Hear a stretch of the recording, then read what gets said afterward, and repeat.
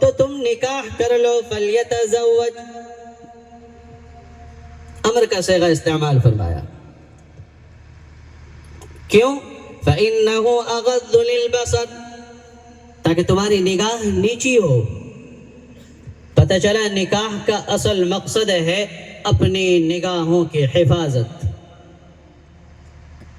اگر ہم شادی شدہ ہیں، نکاح کر رہے ہیں، پھر بھی ہم اپنی آنکھوں سے بے حیائی کر رہے ہیں، گندی چیزیں دیکھ رہے ہیں، اپنی ماں بہنوں کو تاڑ رہے ہیں، تو پھر نکاح بس نکاح ہی ہوا ہے، ورنہ عبادات کے باب میں نہیں آتا اور نبی کے ارشادات کے زمرے میں نہیں آتا، اور نہ ہی نصف الایمان کا مصداق بنے گا اور نہ ہی دوسرے احادیث کا مصداق بن سکتا ہے.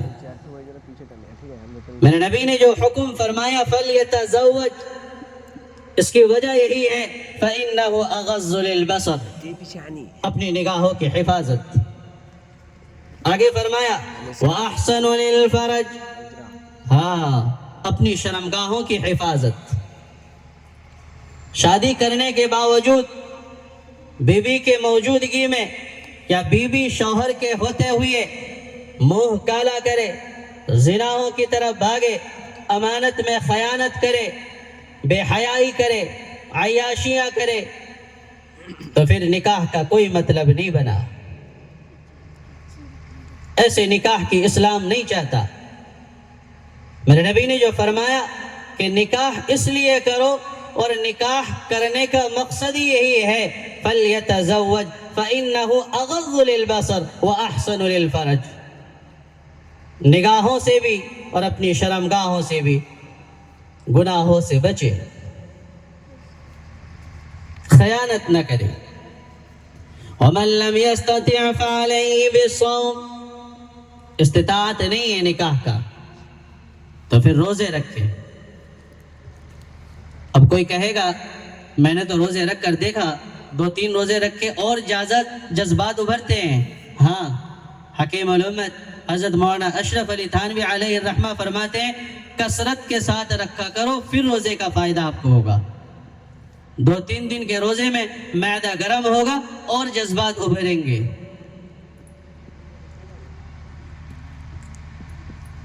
نبی پاک علیہ السلام نے فرمایا ایک موقع پر تنکح المرأة لأربع، آدمی شادی کرے گا 4 چیزوں کو دیکھ کر، یعنی 4 میں سے کوئی ایک بات ہوگی.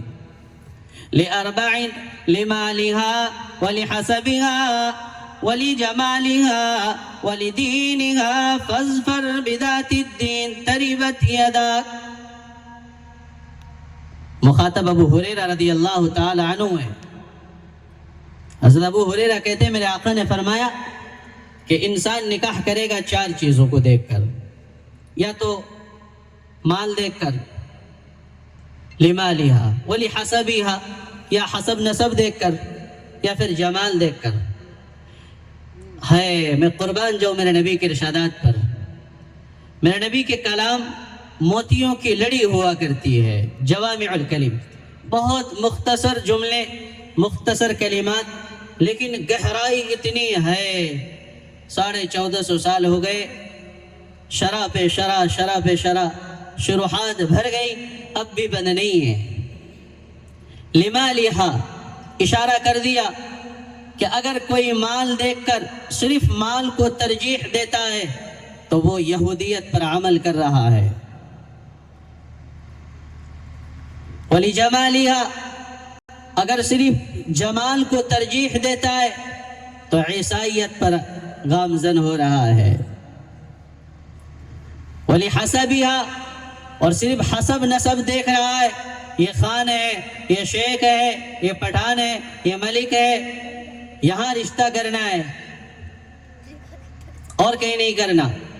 صرف حسب نسب کو اگر ترجیح دیتا ہے تو یہ ہندویت ہے. میرے نبی نے آگے فرمایا جو محمدیت ہے، آقا نے کیا خوبصورت تعبیر اختیار فرمائی، لمالها ولحسبها ولجمالها. اب آگے کہا فاظفر بذات الدین، ابو ہریرہ دین کو ترجیح دینا، یہ محمدیت ہے۔ وہ کالی ہو، گوری ہو، لمبی ہو، باٹی ہو، کوئی معنی نہیں رکھتا۔ وہ راج نگر کی رہنے والی ہو، امدئی کی ہو، آتلا کی ہو، گولا کی ہو، کہیں کی بھی ہو، وہ کیسی دیکھتی ہو، خان ہو، شیخ ہو، پٹھان ہو، کوئی معنی نہیں رکھتا۔ لتعارفوا، یہ تو پہچان کے لیے ہے، اصل جو دیکھنا ہے ان اکرمکم عند اللہ اتقاکم۔ دین دیکھو، دینداری دیکھو، دینداری۔ لوگ سمجھتے ہیں یہ بھی بڑا عجیب مسئلہ ہے، تقویٰ کی بحث جہاں آتی ہے تو اکثریت یوں سمجھتے ہیں کہ گردن کو جھکا لیا جائے، ہاتھ میں تسبیح ہو، لمبی پگڑی ہو تو یہ تقویٰ ہے۔ نہیں، تقویٰ کا یہ معنی ہے اللہ کے تمام احکامات کو بجا لاؤ، منہیات سے رک جاؤ، یہی اتقاکم کے مصداق ہو جاؤ گے۔ میرے نبی نے ایک موقع پر فرمایا، کالی کملی والے محمد عربی صلی اللہ تعالی علیہ وسلم فرماتے ہیں، الدنیا کلها متاع وخیر متاع الدنیا المرأة الصالحہ۔ دنیا کی تمام چیزیں فائدہ اٹھانے کی ہے، اس میں سب سے بہترین فائدہ اٹھانے کی چیز المرأة صالحہ، صالح عورت۔ صالح کالی گوری کا معنی نہیں، صالح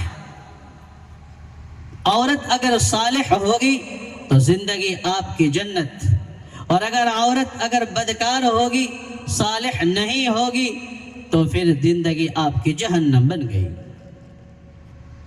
کئی سارے تجربہ کار بھی یہاں بیٹھے ہیں،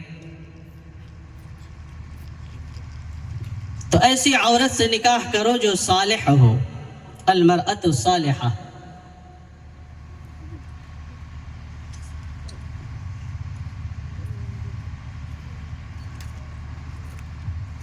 نکاح کے فقہا نے 5 مراتب اور درجات بیان کیے ہیں۔ نمبر 1 فرض، نمبر 2 واجب، نمبر 3 مکروہ تحریمی، یہ سنت، نمبر 4 مکروہ تحریمی، اور نمبر 5 حرام۔ خصوصاً طلبہ کے فائدے کے لیے اس بات کی طرف اشارہ ہے، نکاح کے 5 مراتب ہیں، درجات ہیں، فرض، واجب، سنت، مکروہ تحریمی اور حرام۔ فرض کب ہے کہ آپ نکاح پر استطاعت پورا رکھتے ہیں، یعنی جملہ حقوق، نان و نفقہ، مہر، اور آپ کی طبیعت میں بھی ازدواجی حقوق ادا کرنے کی طاقت بھی ہو۔ ساتھ میں اگر آپ نکاح نہیں کرتے تو یقین ہے کہ آپ گناہوں میں مبتلا ہو جائیں گے، زنا کر بیٹھیں گے، تو ایسی صورت میں نکاح کرنا فرض ہے۔ اور یہی تمام یعنی شرائط، صرف زنا میں مبتلا ہونے کا شک ہو، یقین کے بجائے شک ہو تو پھر نکاح واجب، اور اگر ساری چیزیں معتدل ہوں تو سنت، اور ساری چیزیں لیکن ظلم کرنے کا امکان ہے، شرابی ہے، رب کا باغی ہے، اٹھا کر دیکھ لو، فقہا نے لکھا ہے کہ جس کے چہرے میں داڑھی نہ ہو، 1 مشت سے کم ہو، اس کو لڑکی نہ دو، اور رب کا باغی ہے، فاسق ہے، فاجر ہے۔ جو رب کا باغی ہے وہ تیری بیٹی کے ساتھ کیا وفاداری کرے گا؟ جو رب کا باغی ہے، نماز نہیں پڑھتا، جھوٹ بولتا ہے، گندی حرکتیں کرتا ہے، شراب پیتا ہے، دھوکہ دیتا ہے، زناؤں کی طرف راغب ہے، صرف پیسہ کو دیکھ کر کہ لڑکیاں نہ دو، تیری لڑکی کی زندگی تباہ کرے گا۔ فقہا کہتے ہیں کہ فاسق و فاجر کو لڑکی نہ دو، اور فاسق و فاجر وہی جس کی 1 مشت داڑھی نہ ہو۔ وہ اگر مصلی میں کھڑے ہو تو نماز مکروہ تحریمی. مجھے اور آپ کو اس پر غور کرنا چاہیے کہ ہم بچی جب دیں تو اس پر خیال رکھیں کہ داڑھی منڈا نہ ہو، رب کا باغی نہ ہو. تو اگر ظلم کرنے کا امکان ہے تو ایسی صورت میں نکاح کرنا مکروہ تحریمی ہے. اور اگر یقین ہے کہ ظالم ہے، دماغ کا کوئی ٹھکانہ نہیں ہے، شرابی ہے، نصاڑی ہے، تو پھر نکاح کرنا حرام ہے. ہاں حرام ہے. نکاح کوئی ایسی کھیل کی چیز نہیں ہے، بہت باریک اور نازک رشتہ کا نام ہے نکاح. اور اسلام نے نکاح اتنے آسان رکھے کہ طواف کے درمیان بھی ایجاب و قبول ہو جائے تو نکاح. اس کے لیے منڈپ کی ضرورت نہیں، دعوت کی ضرورت نہیں، منگنی کی ضرورت نہیں. نکاح بہت آسان ہے. لوگوں نے نکاح کو مشکل کر دیا، زنا آسان کر دیا. مشکات میں روایت ہے بیہقی شریف کے حوالے سے، اور راوی حدیث بھی دیکھو کتنے زبردست، جلیل القدر حضرت عمر رضی اللہ 12 سال کی عمر کو پہنچ جائے تو اس کو چاہیے کہ اس کی نکاح کرا دے.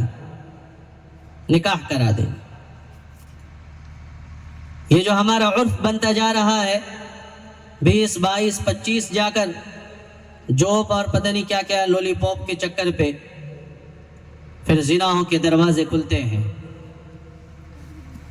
اور میں اسی علاقے کا ہوں، کوئی آسمان سے تو آیا نہیں،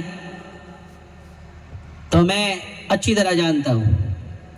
یہاں جو ٹیوشنوں کی شکل ہیں اگر صحیح معنی میں دیکھا جائے اور مجھے اگر اختیار مل جائے تو میں بلا مبالغہ، بلکہ تمام اکابر اسی پر، یہ جو سب بیٹھے یہاں پر اکابر سب کا اسی پر متفق ہے، یہ سارے ناجائز حرام ہے. نوجوان لڑکے لڑکیاں مل کے تعلیمی کیا ہے، کہاں ثبوت ہے اس کا؟ دن کا مذاق بنا دیا گیا ہے. کوئی مائے کا لال مفتی فتویٰ دے دے کہ سروں کے 2 پٹے ہٹا کر اسکول جانا جائز ہے، ٹیوشن جانا جائز ہے. کسی کی ماں نے دودھ پلائے تو آئے، ایسی کیا مجبوری ہے؟ سیاستوں میں لوگ کہاں کہاں تک پہنچ جاتے، سارے مسائل حل کر لیتے، اپنی بچیوں کے ان 2 پٹوں کے مسائل کیوں نہیں حل کرتے؟ بہرحال تو نکاح اسلام کے اندر بہت عظیم اور بہت بابرکت متبرک ایک شعبہ ہے.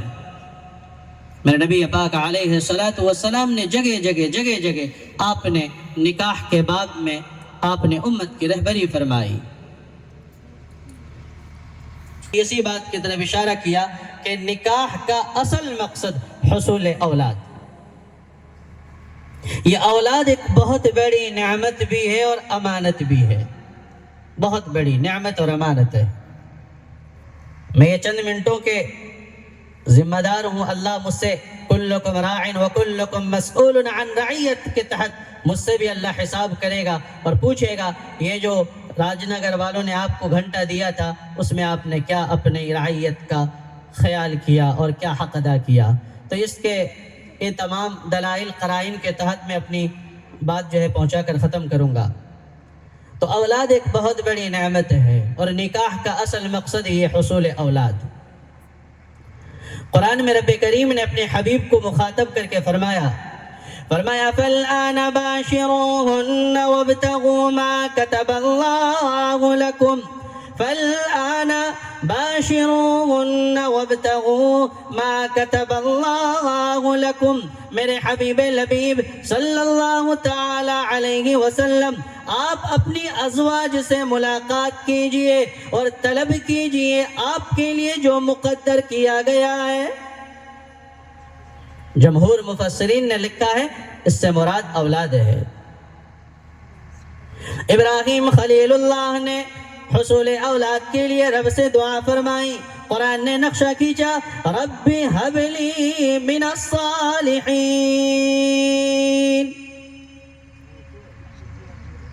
اے اللہ الہ العالمین، مجھے انہیں